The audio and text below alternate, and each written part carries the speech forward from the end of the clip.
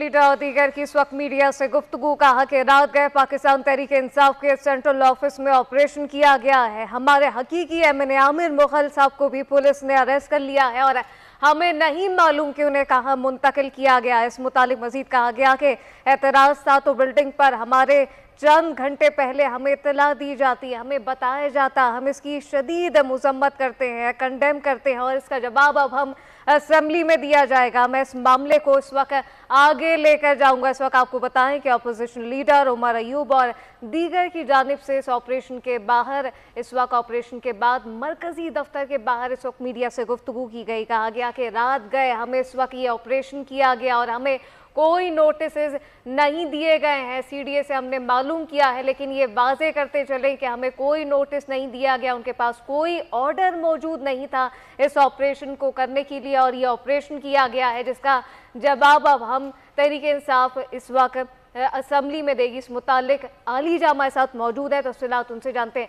ELISA, ये भी बताइएगा कि इस वक्त अपोजिशन लीडर उमर अयूब की जानिब से बड़ी तफसीली मीडिया से गुफ्तगू की गई और उन्होंने ये वाज़े किया है कि सीडीए की जानिब से कोई नोटिस उन्हें ना पहले दिया गया और अभी उनसे पूछा है तो कोई उनके पास ऑर्डर मौजूद नहीं था।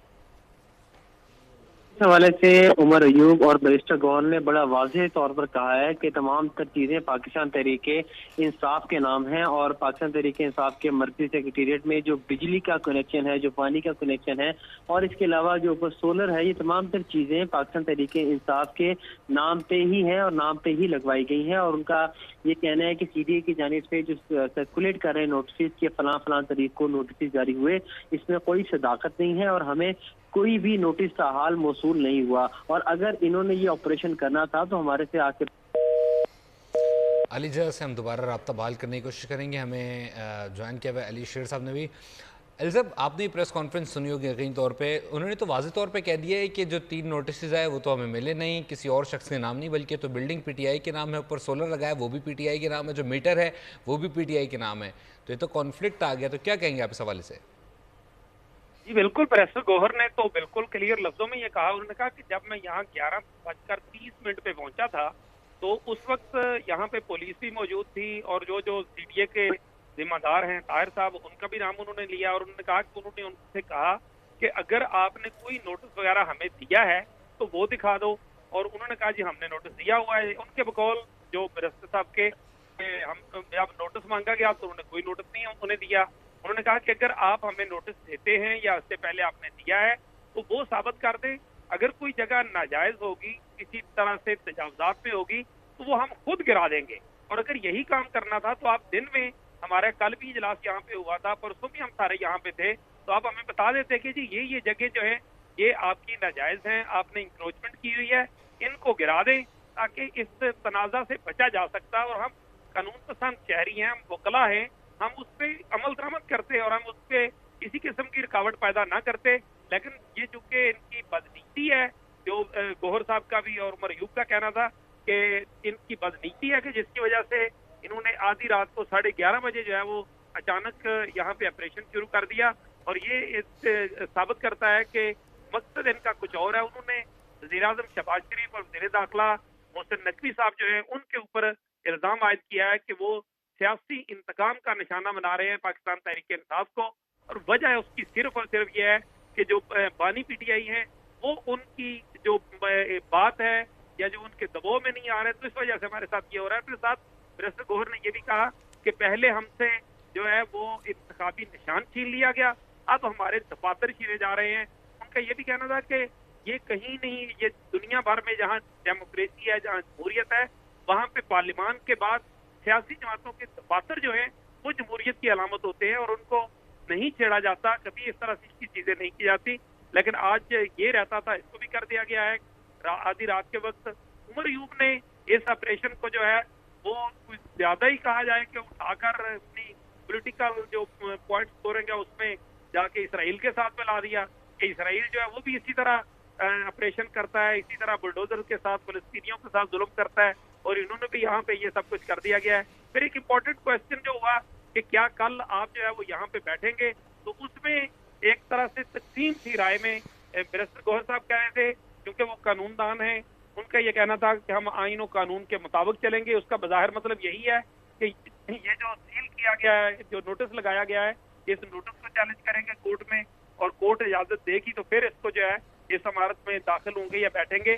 ज़ाहरी तौर पे इस वक्त जो मेन इमारत है उसको कोई नहीं गिराया गया है, उसको कोई मेन नुकसान नहीं पहुंचाया गया, उसकी जो साइडें हैं उनको गिराया गया है। जो साइड पे बाड़ लगाई गई थी जंगला नुमा लोहे की, उसको गिराया गया है। पूरी बाकी इमारत जो है वो महफूज नजर आ रही है, सवाए एक साइड के कुछ हिस्से के।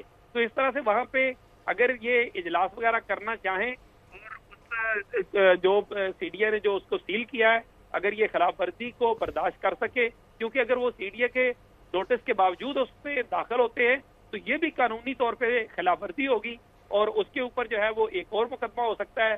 जैसे अभी मुजाहमत का या आमिर मुगल को जो वो पुलिस लेगी या साथ, उन पे भी मुकदमा दर्ज किया जाएगा, और बाकी जो लोग हैं जिनके ऊपर के जी इन्होंने मुजाहमत की कोशिश की है। तो ये सारी सूरत हाल जो है वो डिपेंड करेगी कि कल क्या होता है, अदालतें इनको क्या रिलीफ देती हैं। कल से मुराद आज, यानी आज जब अदालत जुमा को लगेंगी तो उस वक्त जो है ये कौन सा रास्ता अख्तियार करते हैं।